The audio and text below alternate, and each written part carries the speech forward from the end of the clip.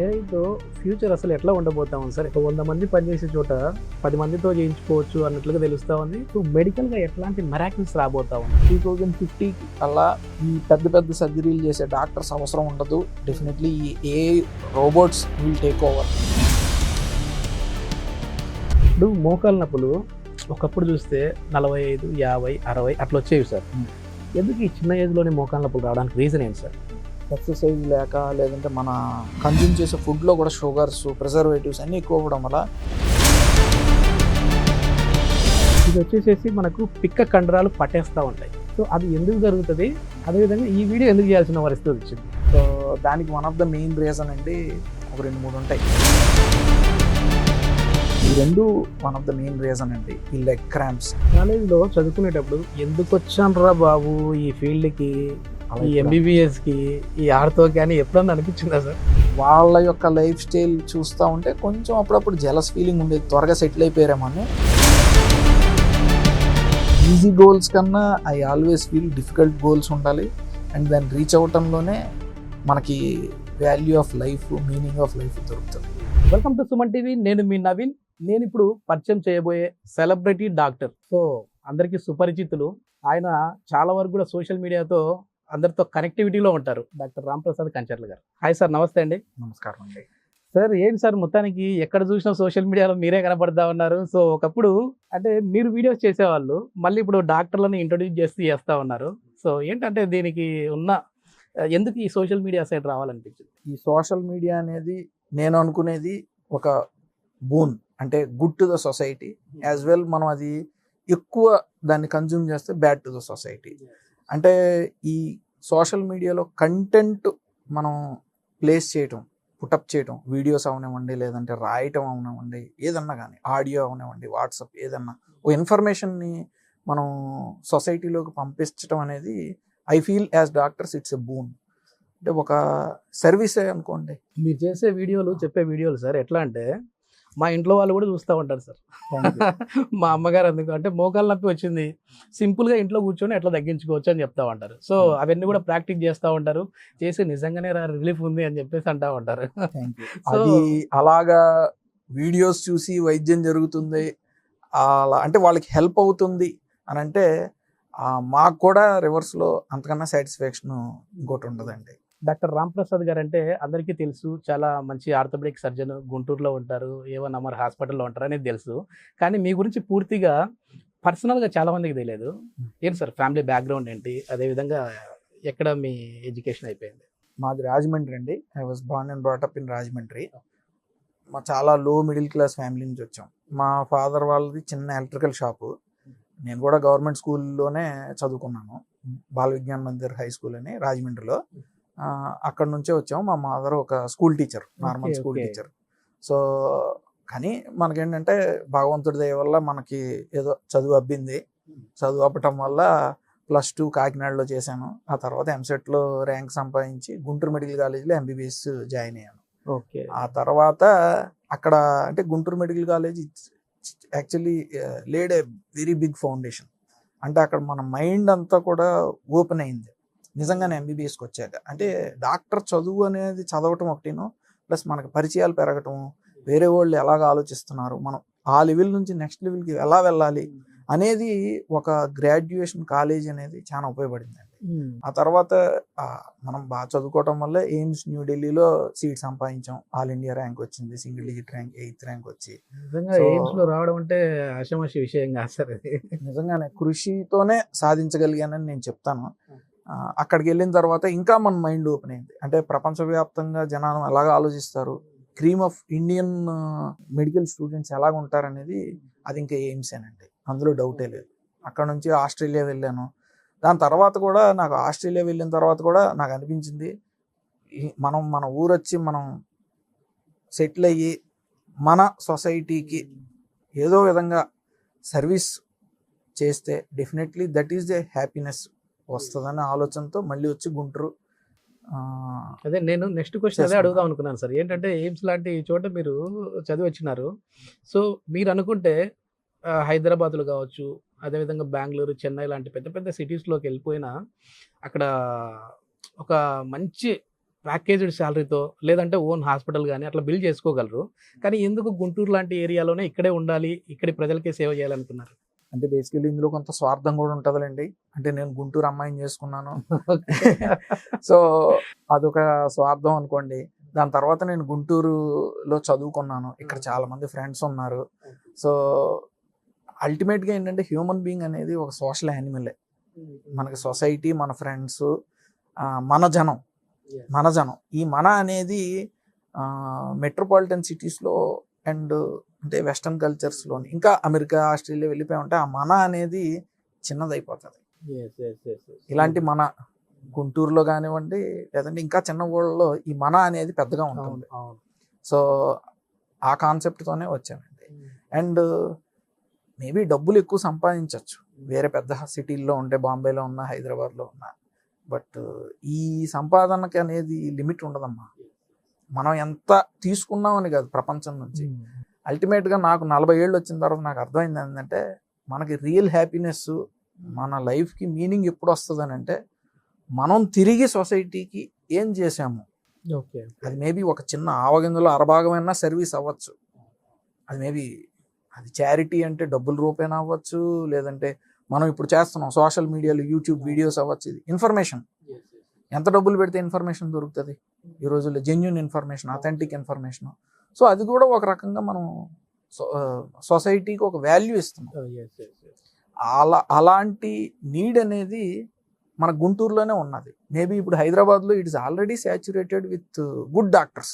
Already good doctors ఉన్నారు, పెద్ద పెద్ద వాళ్ళు ఉన్నారు. గురవారెడ్డి గారు కానివ్వండి, అఖిల్ దాడి గారు కానివ్వండి, ఇంకా చాలా మంది పెద్ద పెద్ద వాళ్ళు ఉన్నారు. సో గుంటూరులో మనం వాల్యూ ప్రొవైడ్ చేయగలము అని నాకు అనిపించింది. So that is the prime motto మన గుంటూరు వచ్చాం. రాంప్రసాద్ కంచర్ల గారు అంటే మా అబ్బాయి అన్నట్లు ఫీల్ అయిపోతా ఉన్నారు సార్ చాలా మంది కూడా. సో మీకు ఈ సోషల్ మీడియాలోకి వచ్చిన తర్వాత వీడియోస్ చేస్తున్నప్పుడు బెస్ట్ కాంప్లిమెంట్, మర్చిపోలేని కాంప్లిమెంట్ ఏమొచ్చిందండి? అంటే మీరు చూసుకున్నప్పుడు కావచ్చు, వేరే వాళ్ళు మీతో చెప్పినప్పుడు కావచ్చు. నాకు బెస్ట్ కాంప్లిమెంట్ ఎప్పుడు గుర్తుండదమ్మా.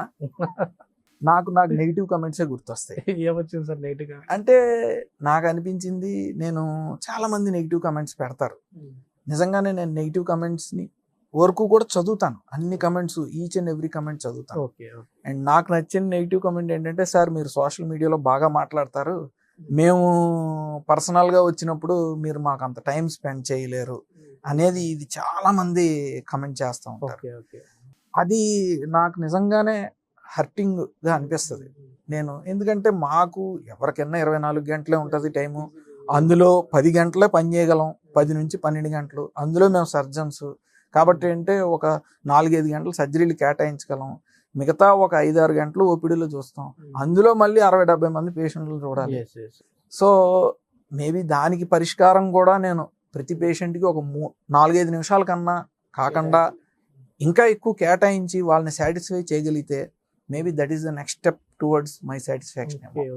So I concentrate more on negative comments than positive comments. పొగట్టం అందరూ పొగుడతారమ్మా, కానీ మన ఇంట్లో వాళ్ళే వాళ్ళకి ఏంటంటే సార్, ఇప్పుడు చాలా వరకు ఆ వీడియో చూసినప్పుడు మీరు చాలా రీచ్ దగ్గర అయిపోయారు, వాళ్ళు ఓన్ చేసుకున్నారు కాబట్టి మీతో టైం స్పెండ్ చేయాలని ఉంటది కాబట్టి ఆ కమెంట్ ఏమైనా చేసి ఉండొచ్చేమో.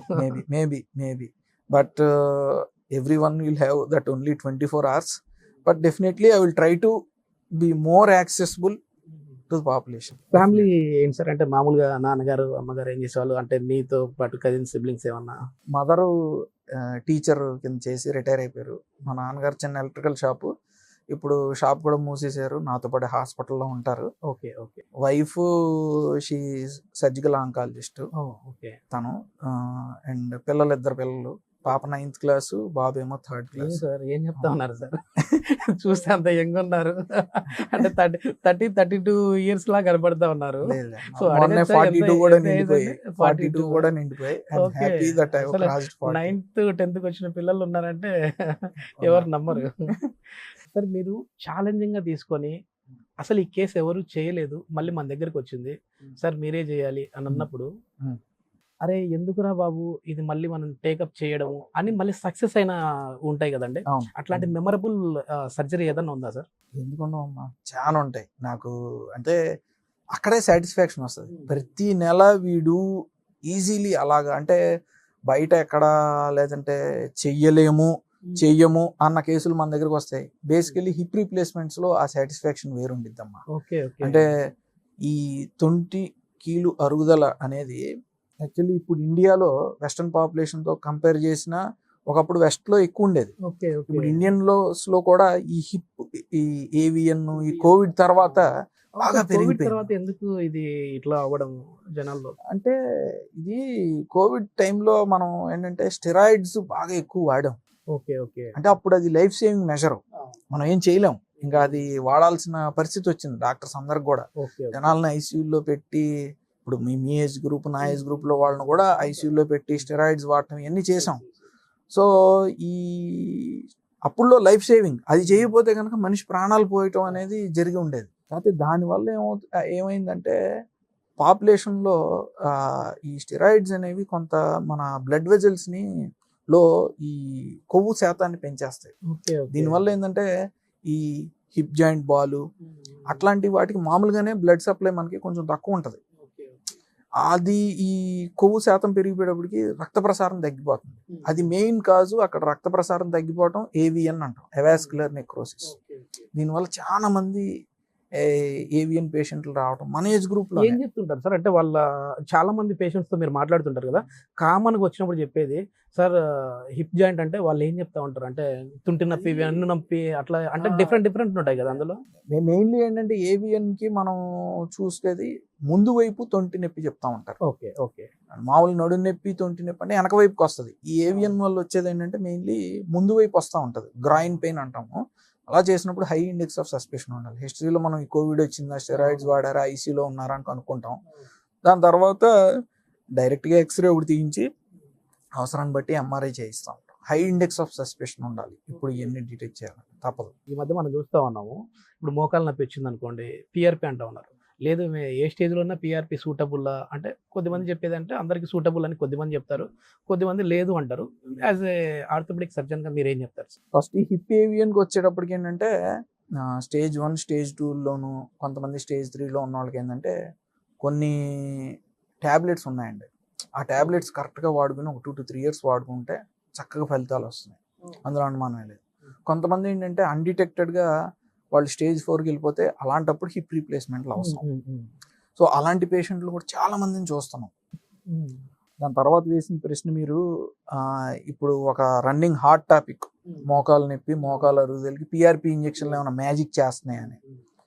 టు బి ఫ్రాంక్ అండి, ఇది అంటే ఈ రీజనరేటివ్ మెడిసిన్ అంటాం. అంటే మన శరీరంలో ఒక జీవశక్తిని మళ్ళీ పెంపొందించడం ఈ రీజనరేటివ్ మెడిసిన్. ఇది ప్రస్తుతానికి ఏం ఒక మ్యాజిక్ కాదు, ఇట్ ఇస్ ఒక ఇన్ఫాంట్ స్టేజ్లో ఉంది. డెఫినెట్లీ దీనికి గ్రోత్ అనేది ఉన్నది. ఈ పిఆర్పి అనేది అందులో ఒక భాగం. మనం అందరం తెలుసుకోవాల్సింది ఏంటంటే ఈ పిఆర్పి ఇంజెక్షన్ చేయించేసుకుంటే మనకి ఫ్యూచర్లో మోకాలు అరగదు, లేదంటే అసలు ఆపరేషన్లు అవసరం లేదు, అలాగ మాత్రం ఫీల్ అవ్వకూడదండి. డెఫినెట్లీ దానికి ఉన్న ఎవిడెన్స్ దానికి ఉంది పిఆర్పి ఇంజెక్షన్లకి. కానీ స్టేజ్ 1, స్టేజ్ 2, కొంతమంది స్టేజ్ 3లో ఉన్న వాళ్ళకి ఈ పిఆర్పి ఇంజెక్షన్లు పనిచేస్తాయి. నేను చేస్తాను మా హాస్పిటల్లో, యాక్చువల్లీ గుంటూరు మొత్తంలో మా హాస్పిటల్లో ఎక్కువ చేస్తాం. బట్ పేషెంట్స్కి ఎక్స్ప్లెయిన్ చేస్తాం, మీకు ఎందుకు చేస్తున్నాము, మీకు రిజల్ట్ అనేది రియలిస్టిక్గా ఉండాలి, ఎంత ఉంటుంది. ఒకవేళ స్టేజ్ 3 లాస్ట్లోకి వెళ్ళిపోయినా, స్టేజ్ 4లోకి వెళ్ళిపోయినా, if you are indicated for surgery, PRP ఏమీ పనిచేయదండి. సో అప్పుడు సర్జరీ చేయించుకోవాలంటే సర్జరీ చేయించుకోవాల్సిందే, లేదంటే కృష్ణారామ అని కూడా ఇంట్లో కూర్చోవడం. ఏదో 1, 2, 3 కొంతమందికి. ఇప్పుడు ఇది పిఆర్పి ఇచ్చిన తర్వాత చాలా మంది డౌట్ ఉంటుంది కదా సార్, అంటే ఇది ఎన్ని రోజుల వరకు పనిచేస్తుంది? సో ఇప్పుడు మీరైతే ప్లేట్లెట్ రిచ్ ప్లాస్మా అని చెప్పి ఎక్కిస్తా ఉన్నారు, అంత బాగుంది. మళ్ళీ అది అరిగే అవకాశం ఉంటుందా? ఎందుకంటే ఒరిజినల్ది అరిగిపోతా ఉంది కదా, మరి ఇంజక్షన్లు ఇచ్చినవి అరుగుతాయా లేదా? అంటే అదే ఇందాక మనం అనుకున్నట్టు రియలిస్టిక్గా ఉండాలి మనం. పిఆర్పి వల్ల ఏంటంటే మనకి ఆ అరుగుదల పేస్, ఆ స్పీడ్ అనేది తగ్గుతుంది. అంతేగాని మనం జుట్టు తెల్లబడటం అనేది ఏ విధంగా అయితే ఏజ్ రిలేటెడ్గా జరుగుతుందో, మోకాలు అరగటం అనేది కూడా అలాగే జరుగుతుంది. మనం తప్పించుకునే అవకాశం అయితే లేదు. తప్పించుకోవాలి అని అనుకుంటే దాంతో బతకడం నేర్చుకోవాలి. అది ఎలాగానంటే మన జీవనశైలి విధానంలో కొన్ని మార్పులు చేసుకోవాలి, దాని తర్వాత బరువు తగ్గాలి, అండ్ డైట్ ఫాలో అవ్వాలి, మంచి ఎక్సర్సైజులు చేసుకోవాలా, ఫిజియోథెరపీ చేసుకోవాలా. సో ఏంటంటే దీంతో బతకడం నేర్చుకోవాలి, అండ్ ప్రత్యామ్నాయ మార్గాలను మనం ఎత్తుక్కోవాలి. అంతే తప్పితే మనం ఒక చిన్న ఇంజెక్షన్తో మ్యాజిక్ జరుగుతుందని అనుకోవడం మాత్రం బోట. మీ ఛానల్ ఓపెన్ చేశాను నేను. ఓకే, మీ ఛానల్లోని పాపులర్ వీడియోస్ చూద్దాము. అవి అవి చేసేటప్పుడు మీ ఫీలింగ్ ఏంటి, ఏం అవ్వాలని, ఏం జనానికి అర్థం అవ్వాలని మీరు ఆ వీడియో చేశారనేది చూద్దాం సార్. సో చాలా వరకు కూడా 2 years బ్యాక్ చేశారు ఇది. 16 లక్షల మంది చూశారు. సో దాని కమెంట్స్ కూడా చాలా అద్భుతంగా వచ్చాయి. అన్ని పాజిటివ్ కమెంట్సే. 20,000 లైక్లు వచ్చాయి. ఇది వచ్చేసేసి మనకు పిక్క కండరాలు పట్టేస్తూ ఉంటాయి. ప్రతి మనిషి లైఫ్లో మనం చూస్తూ ఉంటాం సార్. నిద్ర లేచిన వెంటనే ఒకసారిగా అట్లా అసలు కాలు పెట్టలేం. అట్లా కింద పెట్టాలన్నా ఏదో తిమ్మిరిలాగా పట్టేసినట్టుగా ఉంటుంది. సో అది ఎందుకు జరుగుతుంది, అదేవిధంగా ఈ వీడియో ఎందుకు చేయాల్సిన పరిస్థితి వచ్చింది? ఇక్కడ బుక్ ఉందండి. ఏదో డైరీ నా టేబుల్ మీద పెట్టుకుంటాను. నేను ఎక్కడికి వెళ్ళినా సరే ఇది క్యారీ చేస్తాను. ఓకే. ఎందుకనంటే మనం పేషెంట్లే మెయిన్ మనకి నాలెడ్జ్ మనకి ఇస్తారండి. ఓకే. ఓకే. ఏ విధంగానంటే మనం ఓపీలో చూస్తూ ఉంటాము. వాళ్ళు చెప్పే కంప్లైంట్లు, వాడు అడిగే ప్రశ్నలే మనం వాళ్ళకి సమాధానం చెప్పాలి. కొత్తగా ఏం అవసరం లేదు. సో ఇది one of the most common complaint ఆ రోజుల్లో నేను గమనించింది. లెగ్ క్రాంప్స్ అనేది, పిక్క కండరాలు పట్టేయటం అనేది. సో దానికి one of the main reason అండి ఒక 2-3 ఉంటాయి. పోషక తత్వాల లోపం. అంటే మన బాడీలో హిమోగ్లోబిన్ అంటే మన ప్రాణవాయువు ఆక్సిజన్ని అవయవాలకి తీసుకెళ్లే హిమోగ్లోబిన్ అనే మాలిక్యూల్ తగ్గిపోతే కనుక అనీమియా అంటాం. అదొక రీజను. తర్వాత రెండోది విటమిన్ డి డెఫిషియన్సీ. ఇండియాలో ఇంత సన్షైన్ ఉన్నా సరే 60 to 70% ఆఫ్ పాపులేషన్ ఏంటంటే విటమిన్ డి డెఫిషియెంట్ ఉంటారండి. అంటే సూర్యరశ్మి ఎక్స్పోజ్ అవ్వట్లేదు. ఇప్పుడు ఈ ఆఫీస్ కల్చర్ అనేది కూడా పెరిగిపోయి, సో అది కూడా one of the main reason. So ఈ రెండు one of the main reason అండి ఈ లెగ్ క్రాంప్స్. మామూలు నిద్ర గురించి కూడా ఒక షార్ట్ చేశారు సార్. అది మామూలుగా వెళ్ళట్లేదు. అది ఎంతవరకు సార్? ఇప్పుడు 72 లక్షల మంది చూశారు.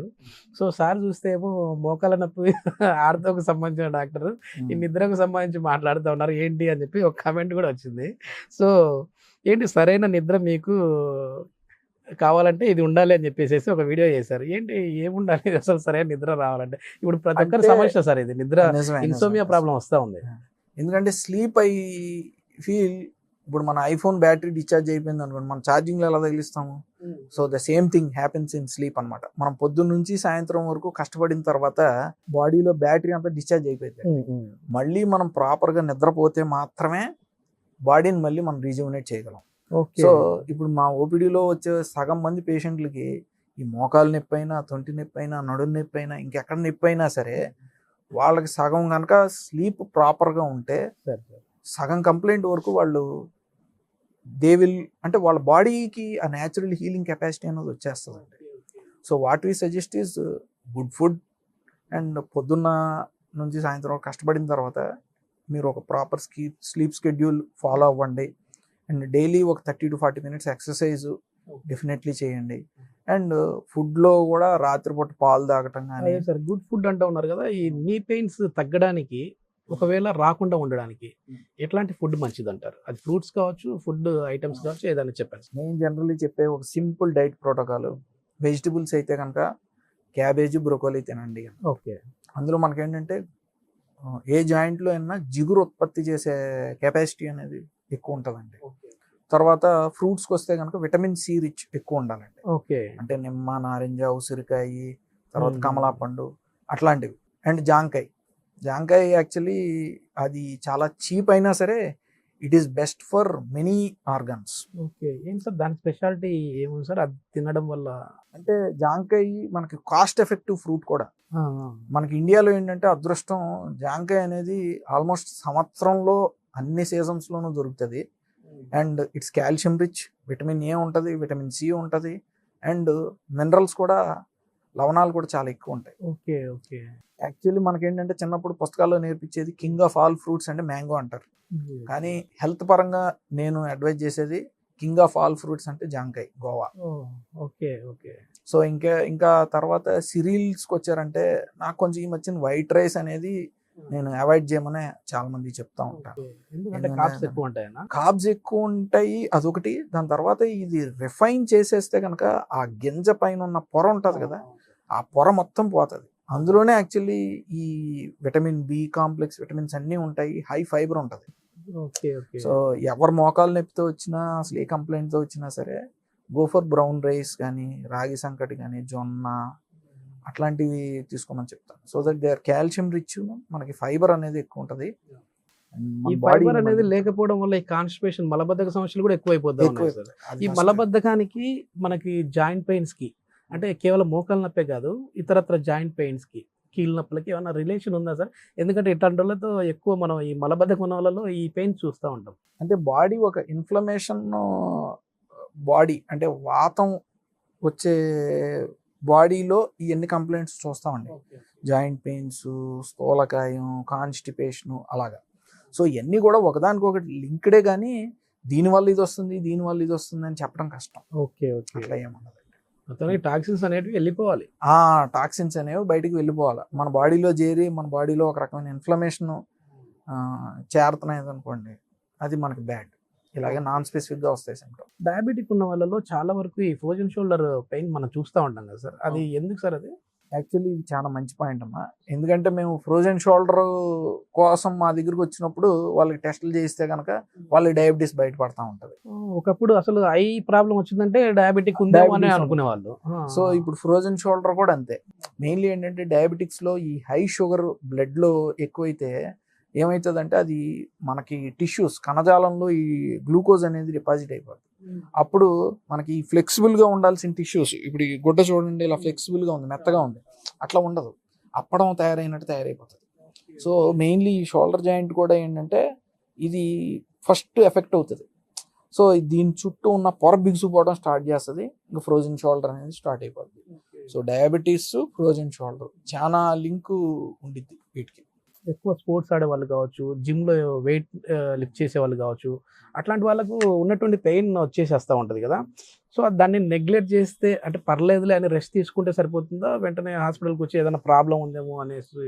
డెఫినెట్లీ షోల్డర్ పెయిన్ ఇమీడియట్గా మీకు ఏదైనా జిమ్ చేసినా, లేదంటే స్పోర్ట్స్ ఆడినప్పుడు ఏదైనా జరిగినా, నేను అడ్వైజ్ చేసేది ఒక సింపుల్ డాక్టర్ అడ్వైజ్ అనేది 100% ఉండాలి. ఓకే. ఇమీడియట్గా మీరు పెయిన్ కిల్లర్ ఏదైనా తీసుకున్నా పర్వాలేదు, కానీ 100% డాక్టర్ అడ్వైజ్ ఉండాలి. పెయిన్ కిల్లర్లో సేఫెస్ట్ ఏంటి సార్? ఎందుకంటే కోవిడ్ తర్వాత చాలా మంది ఇంటికి ఒక డాక్టర్ ఉన్నారు ఇప్పుడు. ఎందుకంటే చాలా ఏదైనా వచ్చిందంటే డాక్టర్ వరకు వెళ్ళకుండా యాంటీబయాటిక్స్ కూడా వాళ్ళే వెళ్ళిపోయి మెడికల్ స్టోర్కి వెళ్ళి తీసుకుంటా ఉన్నారు. సో అది ఎంతవరకు సేఫ్? అదేవిధంగా సేఫెస్ట్ పెయిన్ కిల్లర్ డ్రగ్ అంటే ఏంటి? సింపుల్ పారాసెటమాల్ అండి. Simple paracetamol. ఇప్పుడు మనం డోలో 650 తెలుసు కదా, డోలో 650 ఫీవర్కి ఏ విధంగా పనిచేస్తుందో అదే కొంచెం హయ్యర్ డోస్ 1000 mgలో ఎనర్జెసిక్ పెయిన్ కిల్లర్ యాక్టివిటీ కూడా ఉంటుంది. Okay okay. సో అంటే most of the population paracetamol safe అనండి. కొంతమందికి ఎలర్జీస్ ఉంటాయి, మేబీ వాళ్ళు next level of painkillers వాడాలి తప్పితే, బట్ మెజారిటీ ఆఫ్ ద పాపులేషన్కి paracetamol 1000 mg is the safest painkiller. నేను ఎవరికి రికమెండ్ చేసినా సరే అదే రికమెండ్ చేస్తాను. అండ్ దీనికి ఎవిడెన్స్ కూడా ఏంటంటే యుఎస్ FDA వాళ్ళు కూడా paracetamol it is available over the counter. అమెరికాలో చూసుకున్నా, ఇండియాలో చూసుకున్నా పారాసెటమాల్ 1000 mg ఇది available over the counter. Prescription అవసరం లేదు, వేసుకోవచ్చు, తీసుకోవచ్చు. కాకపోతే ఏదన్నా సరే ఎక్కువ కాలం వాడితే అది డేంజరస్. సార్ ఇప్పుడు ఒక వీడియో చూశాను, మామూలుగా మీ వీడియోనే, ఏంటంటే వెస్ట్రన్ టాయిలెట్ మంచిదా లేదంటే ఇండియన్ టాయిలెట్ మంచిదా అని చెప్పేసి ఒకటి ఉంది. అంటే ఇండియన్ టాయిలెట్లో కూర్చోవాలంటే పాపం మోకాళ్ళ నొప్పులు ఉన్న వాళ్ళేమో ఇబ్బంది పడుతూ ఉన్నారు. సో ముందు నుంచి ఇప్పుడు కొత్తగా ఇల్లు కట్టించుకునే వాళ్ళు కూడా అసలు ఇండియన్ టాయిలెట్ అనేది తీసేస్తా ఉన్నారు, వెస్టర్నే పెట్టుకుంటా ఉన్నారు. ఏది బెస్ట్ అంటారు? అంటే నొప్పులు ఉన్న వాళ్ళు అయితే ఓకే, కానీ నార్మల్ పర్సన్ ఏ దాంట్లో కూర్చుంటే బెస్ట్ అంటారు? చాలా కష్టమైన క్వశ్చన్ అమ్మా. యాక్చువల్లీ అయితే మోకాళ్ళ నొప్పులు ఉన్నాయి, మోకాళ్ళ అరుగుదలకి గురవుతుంది అని అనుకుంటే complete no to Indian toilet. అసలు 100% ఇందులో డౌటే లేదు. ఎందుకంటే మోకాల్ని మనం 90 degrees కన్నా ఎక్కువ ఉంచుతున్నాం, ఇలా 90 కాకుండా ఇలా 90 degrees కన్నా ఎక్కువ ఉంచుతున్నాం. అది ఆబ్వియస్లీ మోకాల మీద స్ట్రెయిన్ ఎక్కువ ఉంటుంది. సో మనం ఒకవేళ 35-40 years దాటాక డెఫినెట్లీ వాళ్ళ ఇంట్లో పెద్దోళ్ళు ఉంటారు, మనం కూడా 35-40 years దాటాక మోకాళ్ళ నొప్పులు అనేవి స్టార్ట్ అవుతున్నాయి అందరు చాలా మందికి. సో అలాంటప్పుడు వెస్టర్న్ టాయిలెట్ అనేది కట్టించుకోవడమే బెటరు. కాకపోతే ఇండియన్ టాయిలెట్లో కూడా ఇట్ హ్యాస్ ఇట్స్ అడ్వాంటేజెస్. అంటే ఎప్పటి నుంచో ఉన్నది ఇది వాళ్ళ మనం స్టార్ట్ చేసింది ఏం కాదు. ఇండస్ వ్యాలీ సివిలైజేషన్ దగ్గర నుంచి కూడా ఇండియన్ టాయిలెట్ స్టైల్ ఉన్నది. అంటే maybe it is good for other systems, అంటే మన గట్ కానీ హార్ట్కి కానీ ఈ అన్నిటికీ కూడా ఇట్ ఈస్ గుడ్ అని అంటారు. మలాసన్ అనే ఒక ఆసనం కూడా ఉంది ఉంటుంది.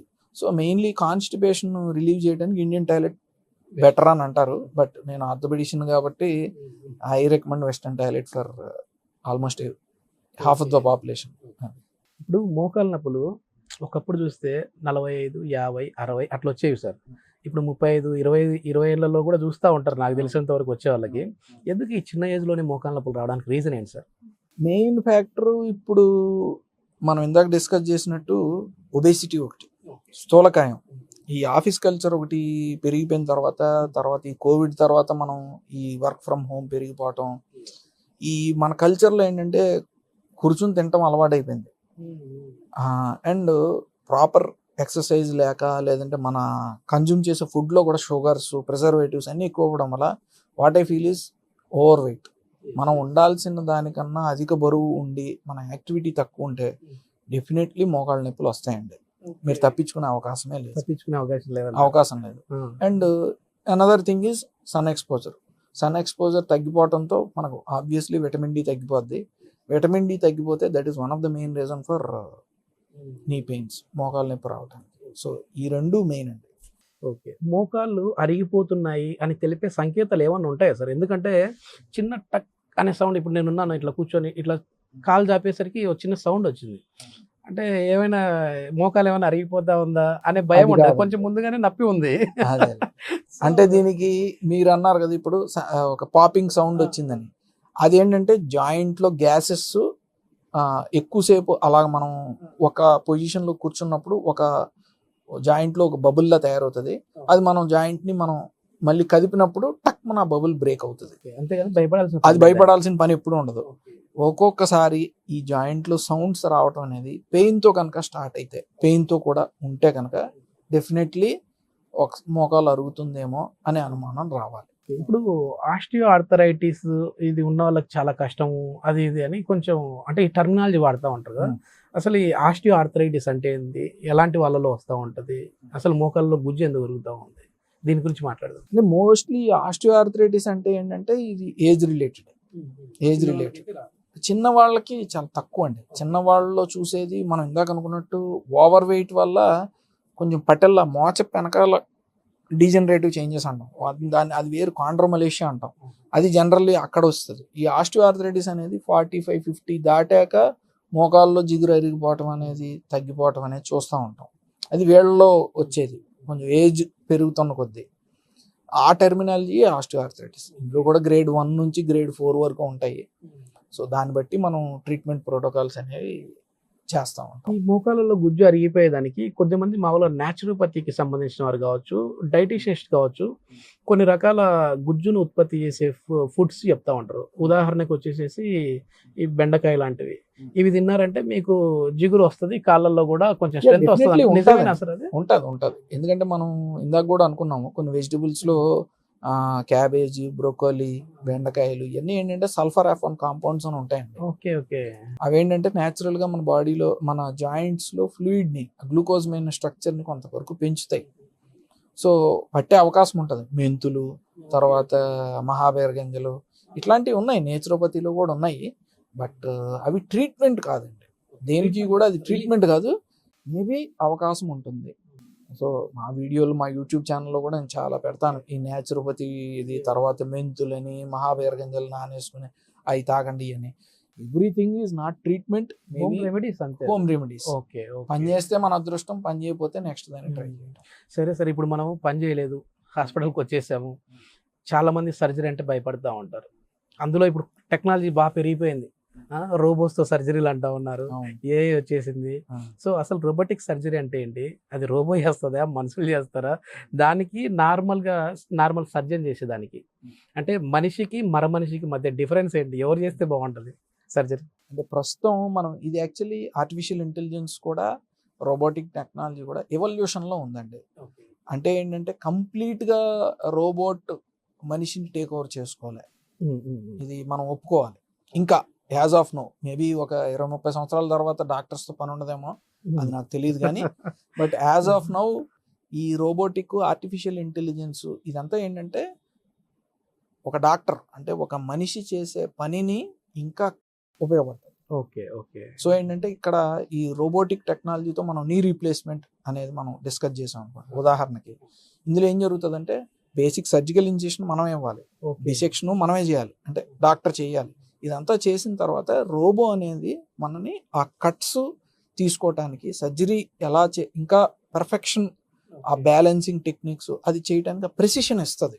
పర్ఫెక్ట్ ఎంత కట్ అవ్వాలో అంత కట్ అవ్వడానికి మనకు ప్రెసిషన్ ఇస్తుంది. మనం ఏదన్నా ఒకవేళ డాక్టర్ ఎక్కడన్నా తప్పు వెళ్తున్నా సరే అది ఆఫ్ చేస్తుంది.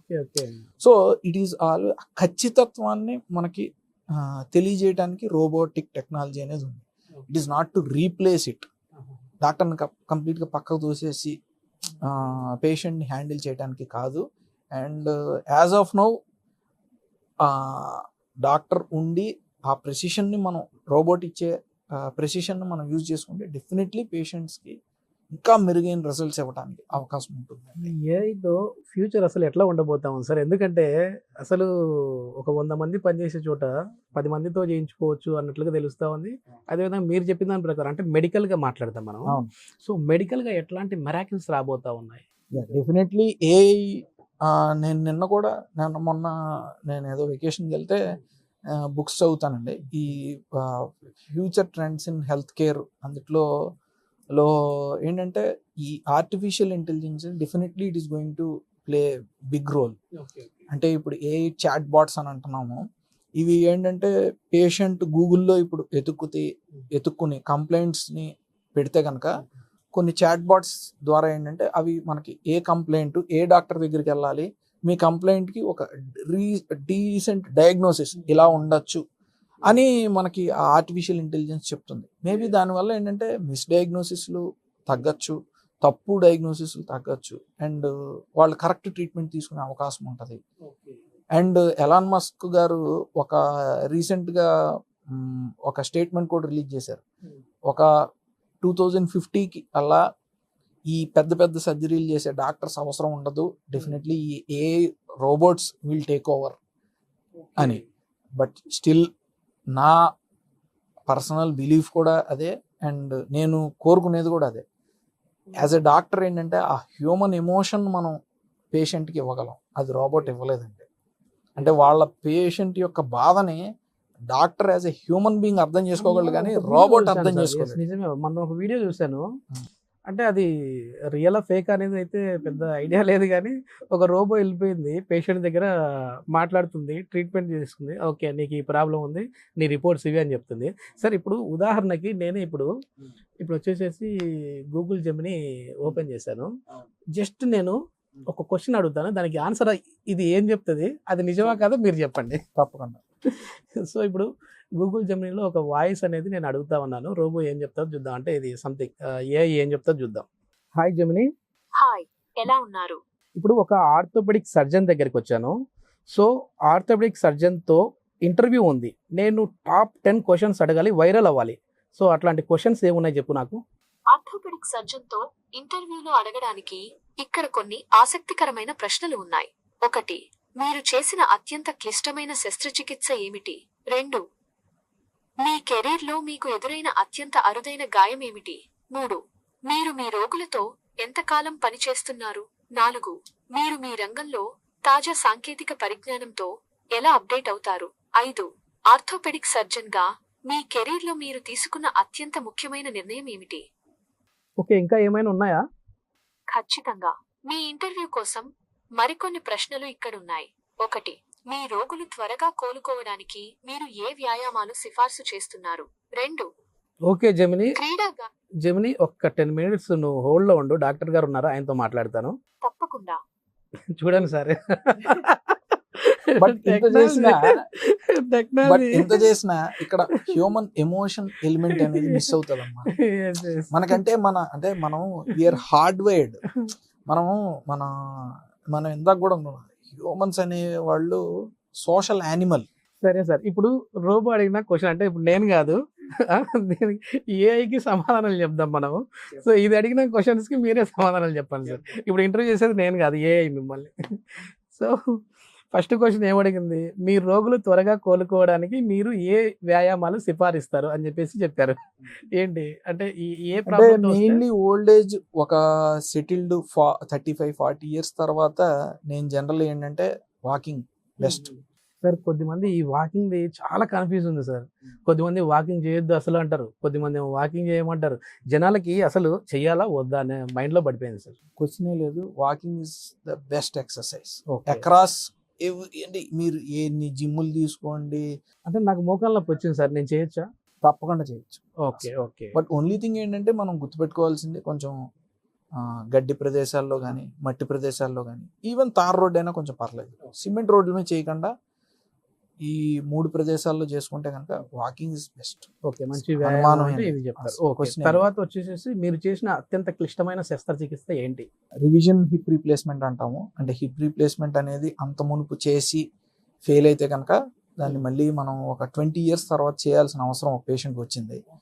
సో ఆ పేషెంట్కి చేశాను, అండ్ ఇప్పుడు కూడా వస్తూ ఉంటారు. They are very happy. Revision hip replacement. మీ కెరియర్ లో మీకు ఎదురైన అత్యంత అరుదైన గాయం ఏంటి? అంటే ఇందులో ఎదురు దెబ్బ ఏమైనా తగిలిందా అని? ఎందుకు భయంకరంగా తగిలాయి. ఆ దెబ్బల వల్లే నేను చాలా తెలుసుకున్నాను. యాక్చువల్లీ మీరు అంటే ఇది పర్సనల్, సార్ నాకు పర్సనల్ గా 6 ఆర్థోపెడిక్ సర్జరీలు జరిగాయి. ఆర్థోపెడిషన్ అయ్యుండి కూడా నాకు 6 ఆర్థోపెడిక్ సర్జరీలు జరిగాయి. Okay okay. ఏం సో సార్ ఏమైందా సార్? ఇది నేను చిన్నప్పుడు షటిల్ ఆడుతున్నప్పుడు ఇక్కడ థంబ్ గాయమైందండి. ఇక్కడ స్టీనర్స్ లెజన్ అని లెగమెంట్ ఇంజరీ అయింది. ఇది మా ఎయిమ్స్ లో హెచ్ఓడి నాకు చేశారు. ఇది ఒకటి. ఓకే. దాని తర్వాత నేను ఎప్పుడో థియేటర్లో స్టెప్స్ మించి పడిపోతే యాంకిల్ స్ప్రెయిన్ అయితే అక్కడ ఫ్రాక్చర్ అయితే ప్లేట్ వేశారు. దాని తర్వాత షటిల్ ఆడుతున్నప్పుడు స్లిప్ అయితే ఏసీఎల్ అయింది, ఏసీఎల్ టైర్ లెగమెంట్ టైర్ అయింది. దానికి మళ్ళీ సర్జరీ చేయించుకోవాల్సి వచ్చింది. సో ఆర్థోపెడిషన్ అయినా సరే మనం కూడా తప్పించుకోలేకపోయాం. Okay okay. మొత్తానికి జాగ్రత్తగా ఉండాలి ఎవరికైనా, జాగ్రత్తగా కామన్ ఉండడం ఇట్లాంటివన్నీ. ఓకే. మీరు మీ రోగులతో ఎంతకాలం నుంచి పనిచేస్తారు? అంటే రోగులతో ఇంటరాక్షన్ ఎట్లా ఉంటుంది అనేది ఇంపార్టెంట్ కదా సార్ ఎవరికైనా కూడా. మనం మీ ఇంటర్వ్యూలో, పర్సనల్ ఇంటర్వ్యూలో కూడా ఇందాక వచ్చింది, చాలా ఎక్కువ టైం మీతో స్పెండ్ చేయాలనుకుంటారు. కానీ మీరేమో టైం అంత ఉండదు, 10-12 గంటల కంటే ఎక్కువ టైం స్పెండ్ చేయలేము మన వర్క్ల మీద, సర్జరీలు ఉంటాయి. సో దానికి ఆన్సర్ వచ్చేసింది. మీరు మీ రంగంలో తాజా సాంకేతిక పరిజ్ఞానంతో ఎలా అప్డేట్ అవుతారు? మీ డిజిటల్ మార్కెటింగ్, యూట్యూబ్, దాని తర్వాత ఆల్రెడీ అవుతున్నాము. అండ్ రోబోటిక్స్ ఈ నెలలో ఏంటంటే we have taken a robot knee replacement కోసం. గుంటూరులో ఇప్పుడు రోబోటిక్ సర్జన్ కూడా ఇంకా మీరు Available. మీరే ఒకరే ఉంటారేమో ఇప్పుడు స్టార్టింగ్ తెస్తే? లేదండి, ఉన్నారా already? ఒకళ్ళిద్దరి దగ్గర ఓకే ఉన్నారు. Okay. So we will introduce robotic knee replacements this month. ఈ నెల నుంచి మన హాస్పిటల్లో ఏంటంటే రోబోటిక్ నీ రీప్లేస్మెంట్లు కూడా ఇంట్రడ్యూస్ చేస్తున్నాము. So and I read books నాకు ఏ డౌట్ వచ్చినా సరే బుక్స్ తెరుస్తాను, దాని గురించి సంబంధించింది బుక్స్ చదువుతాను. సో ఐ ఫీల్ బుక్స్ ఈ రోజుకి కూడా they are god of knowledge. Okay. A వచ్చింది కదా సార్, ఏని అడిగితే అన్ని చెప్తా ఉంది. లేదండి, ఇప్పటికి కూడా బుక్సే Yes, అది మనకి చదివితే ఇక్కడ ఉండిపోతుంది సార్, ఎక్కడ ఉండిపోతుంది. మెయిన్ అది. ఆర్థోపెడిక్ సర్జన్ గా మీ కెరియర్ లో మీరు తీసుకున్న అత్యంత కీలకమైన నిర్ణయం ఏంటి? మేబీ అంటే నేను నా ప్రాక్టీస్ పెరగటానికి అయినా సరే కొంచెం ధైర్యంగా ఏంటంటే మేము చాలా మిడిల్ క్లాస్ ఫ్యామిలీ నుంచి వచ్చిన వాళ్ళం కాబట్టి పెద్ద హాస్పిటల్ తీసుకోవటానికి కానీ ఇవన్నిటికీ చాలా సంకోచిస్తాం. ఎందుకంటే నా దగ్గర క్యాపిటల్ ఏమీ లేదు, నా బుర్ర నా శరీరం తప్పితే నాకంటూ ఇన్వెస్ట్మెంట్ క్యాపిటల్ ఏమీ లేవండి. సో పెద్ద ఆయన డాక్టర్ అమర్నాథ్ గారు ఆయన హాస్పిటల్ లీజ్కి ఇస్తానంటే నేను ఫస్ట్లో చాలా సంకోచం వ్యక్తం చేశాను. బట్ 2019-20లో I took up his hospital, అంటే వాళ్ళ హాస్పిటల్ టేక్ ఓవర్ చేసాం. సో అది చేసిన తర్వాత నాకు నిజంగా అంటే ఒక పేషెంట్స్కి సర్వీస్ చేసే ఆపర్చునిటీ అనేది చాలా ఒక నెక్స్ట్ లెవెల్కి వెళ్ళిపోయింది. సో భగవంతుడి దయ వల్ల ఇప్పుడు ఆ గ్రోత్ ఫేజ్లో ఉన్నాము and we're upgrading to another 50-bed hospital. క్రీడా గాయాల కంటే ఈ స్పోర్ట్స్ ఇంజురీస్ కి సంబంధించి మీరు ఏమైనా శస్త్రచికిత్సలు చేస్తారా సార్ ఇక్కడ సర్జరీస్? స్పోర్ట్స్ ఇంజరీస్ జనరల్ ఏంటంటే మన షోల్డర్ జాయింట్ లో చూస్తూ ఉంటాం, షోల్డర్ డిస్లొకేషన్స్. అట్లాగే మోకాల్లో ఏంటంటే ఏసీఎల్, పీసీఎల్ లెగ్మెంట్ టైర్స్ చేస్తూ ఉంటాం. ఇవన్నీ కూడా ఏంటంటే ఒకప్పుడు ఓపెన్ చేసి చేసేవాళ్ళం, ఇప్పుడు ఆర్థ్రోస్కోపీ కెమెరా ద్వారా చేయడం జరుగుతుంది. So at our hospital we provide best solutions for them as well. Okay sir, మళ్ళీ ఇప్పుడు ఈ ఏఐ ప్రశ్నలు కాకుండా మనం పర్సనల్గా తీసుకుందాము.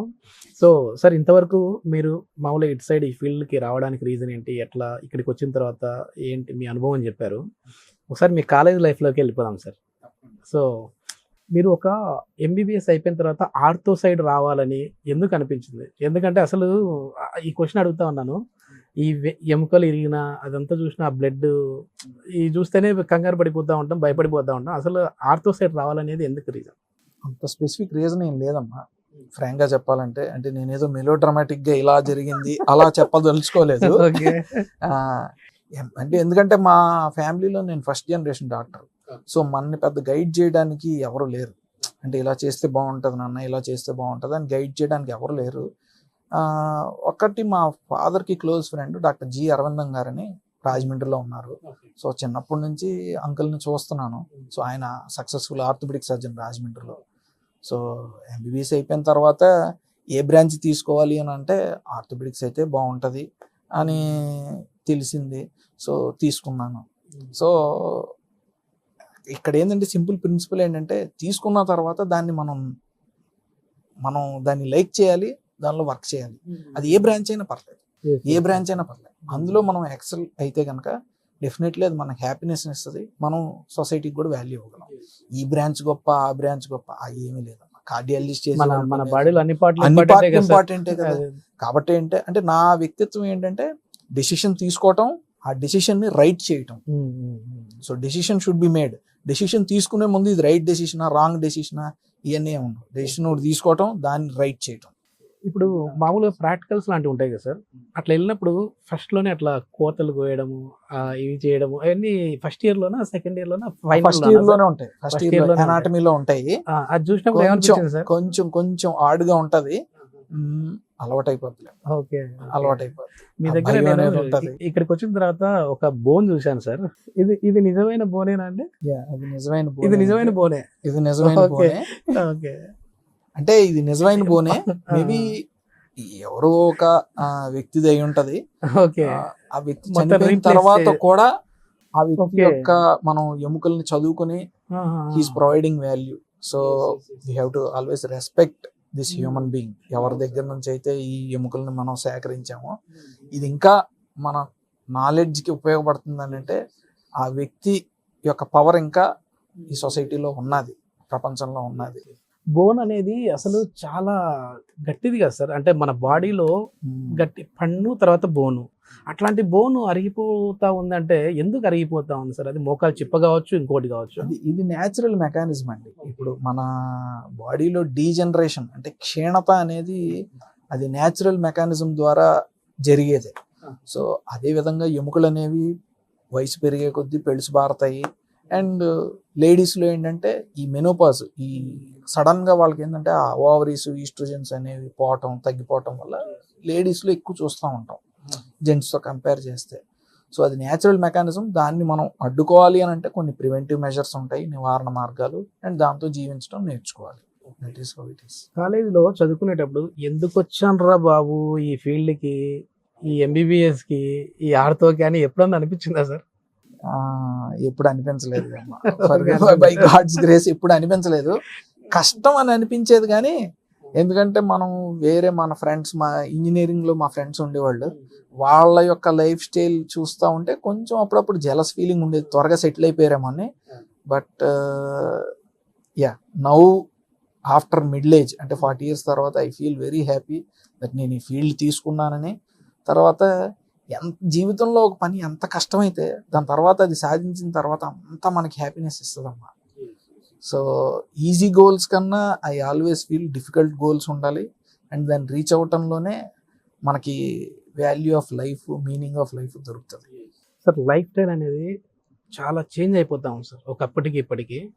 మీరు స్టార్టింగ్లో అంటే కెరియర్ మొదలు పెట్టేటప్పుడు కావచ్చు, లేదంటే మీ ఆర్థోకి సంబంధించి ఫస్ట్ స్టార్టింగ్ వచ్చినప్పుడు కావచ్చు, ఇప్పటికి కావచ్చు, అంటే పేషెంట్లు ఏ కాస్తో ఎక్కువ వస్తూ ఉన్నారు, ఇప్పుడు ఏ కాస్తో వస్తూ ఉన్నారు? ఈ యాక్సిడెంట్లు అనేవి ఎప్పుడూ ఉన్నాయి అండ్ పెరుగుతూనే ఉన్నాయి.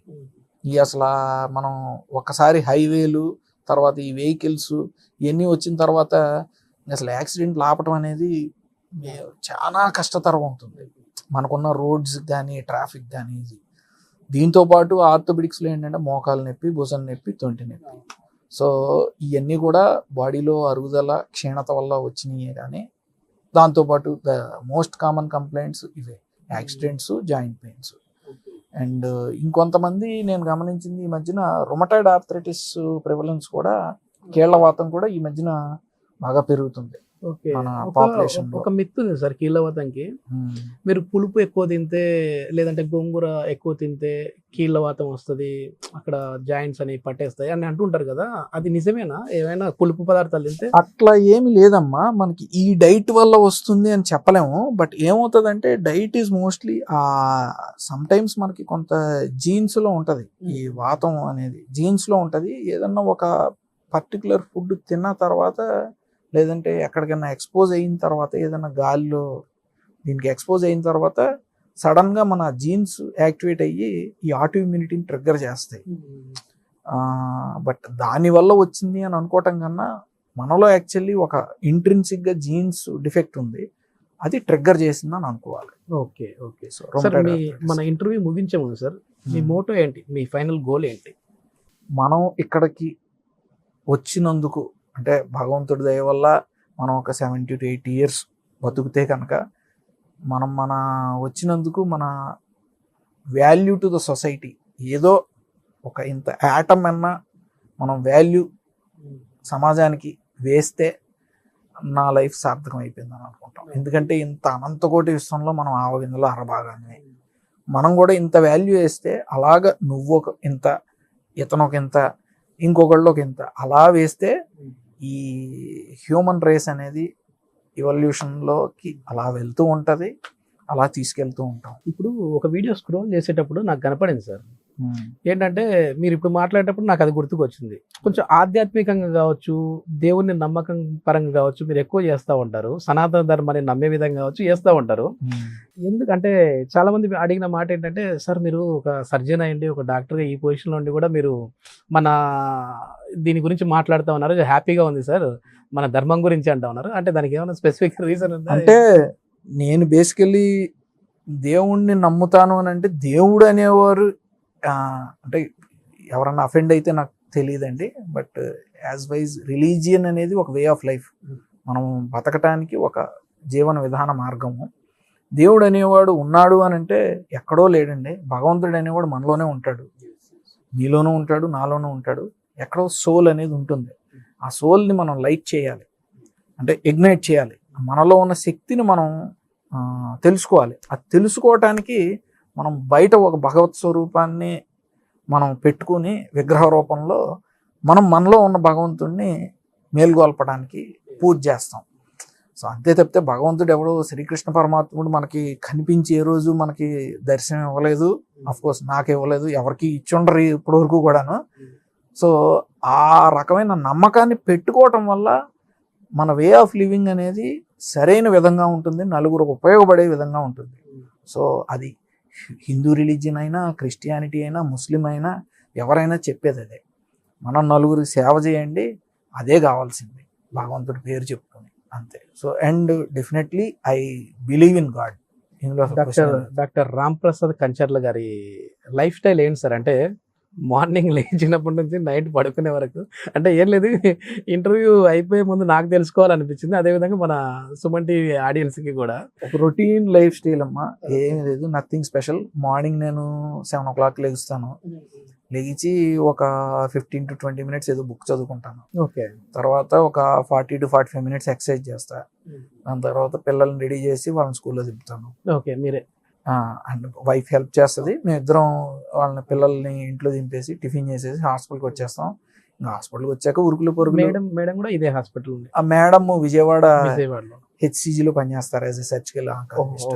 ఓకే. సో ఇక్కడికి వచ్చాక ఉరుకులు పరుగులు, ఓపీ చూడటం, పేషెంట్స్ సర్జరీస్, మళ్ళీ ఓపీ చూడటం, సర్జరీస్. మధ్యాహ్నం నాకు ఒక జబ్బు ఉందనుకోండి ఏదన్నా కానీ, ఒక 1/2 hour పడుకుంటాను, కొంచెం రెస్ట్ తీసుకుంటాను. ఒక 1/2 hour పడుకుంటాను. మేబీ అది దానివల్ల నేను మంచిగా పని చేయడానికి అవకాశం ఉంటుంది అని. అండ్ సాయంత్రం మళ్ళీ 7:30కి 8 o'clock కల్లా ఇంటికి వెళ్ళిపోతాను. And I like to spend time with family. Okay. అంటే 7:30 వరకు ఇక్కడే హాస్పిటల్? 7:30 వరకు ఉంటాను. ఇంకా తర్వాత ఐ విల్ లైట్ ఇంకా ఇంటికి వెళ్ళి మధ్యాహ్నం భోజనం Kids కి. ఎక్కడైనా సార్? ఇంకెక్కడే ఇంకా ఇంటికి వెళ్ళడం అనేది డాక్టర్స్ ఉండదు, అదే. ఆ ప్రివిలేజ్ అందరికి ఉండదు. Yes, yes. ఇది మొత్తానికి చాలా ఇంట్రెస్టింగ్ గా ఉంది సార్. నేను కూడా చాలా వరకు మీ వీడియోస్ చూస్తూ ఉంటాను. సో ఆ వీడియోస్ చూసేదానికి డైరెక్ట్ మీతో ఇంటర్వ్యూ చేసేదానికి అంటే మెయిన్గా సార్ ఇంటర్వ్యూలలో ఎట్లాగో అన్ని ట్రీట్మెంట్ గురించి టెక్నిక్స్ గురించి చెప్తా ఉంటారు కాబట్టి సార్తో అక్కడ చూసుకోవచ్చు ఆ వీడియోలన్నీ. ఈ ఇంటర్వ్యూ పర్సనల్ ఇంటర్వ్యూ చేద్దాం అనేసి నాకు అనిపించింది సార్, అందుకు చేశాను. ఫైనల్గా మన ఇంటర్వ్యూ ముగించే ముందుగా మా సుమన్ టీవీ ప్రేక్షకులకి హెల్దీగా ఉండాలంటే, హెల్దీ లైఫ్ ఉండాలంటే మన మోకాళ్ళు మనకి ఆర్థోకి సంబంధించి అన్ని భాగాలు బాగుండాలంటే ఏం చెప్తారండి?